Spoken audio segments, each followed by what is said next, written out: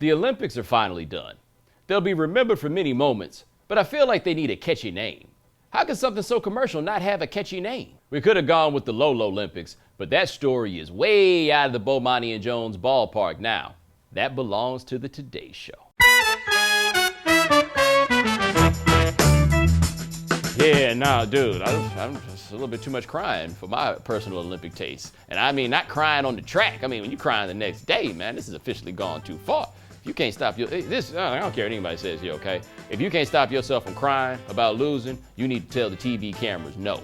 The Low Blow Olympics, brought to you by basketball players from countries where, apparently, their fathers have no pride. Here's the thing that gets me.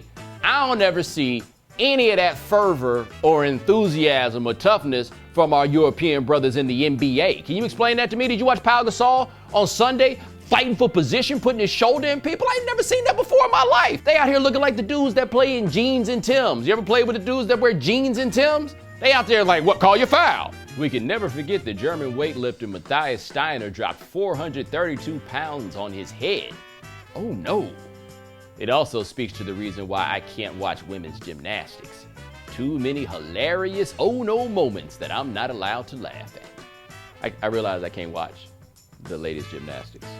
I can't do it because falling, no matter the circumstance, is funny. Because I tell you, I turned to watch the balance beam, and I looked, and I saw one of those young ladies, and she was just all pixied up as she could be, and they showed her on that balance beam, and she was doing the Humpty Hump, trying to stay on. I'm sorry, I don't care how old you are. I wouldn't care if it was my mama. If you fall down, it is funny, but when they fall down in the gymnastics, it's a hush. Everybody feels so bad and it gets so tight. And that's why I could never attend one of those events, because I'd be the one dude there like, the Go Home Olympics. I don't recall so many people getting sent home from the games. Badminton players on that dirty pool, silly tweeters, curfew violators. Oh, but the nut punchers, they got to stay. What is in the Olympic spirit about hitting somebody in the nuts? Why can't somebody like you have to explain to me what these badminton players did that's so much worse than hitting somebody in the ball? And maybe I was just raised different. Maybe I see that as being a transgression that is beyond forgiveness in a way that the rest of the world simply does not. And if that's the case, they out there living wrong. They need to get back right. The Greek one about the West Nile virus, see, she earned it. Yeah, but she earned it. Like, we can't do this. We can't do this. Apparently, she should have said it while she was punching somebody in the nuts. Then they would have put her in the final automatically or something like that, because apparently that's condoned behavior at the Olympics. The YOLO Olympics. Yeah, I'm too old for that, but we had to give a special nod to Dominique Dawes' newly minted fiancée.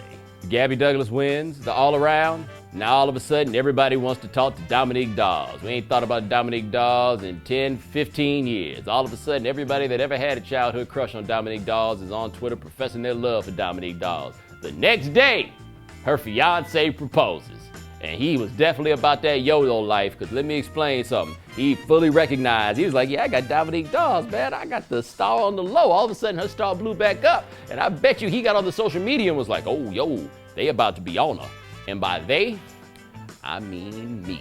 Let me explain something to you right fast. I got a little bit of money in my pocket now with some visibility. If ever I was going to have a chance at Dominique Dawes, now was the one. She was going to have to tell me no. Not just me. I know I'm not the only one. I'm sure there's some rapper, some actor having his agent call or whatever it was. When the paper's on the way, you better make a move fast. Fast, Jack, fast. I wish it was the Soul Glow Olympics, because somehow Gabby Douglas' hair would be less of a big deal if she had a jerry curl.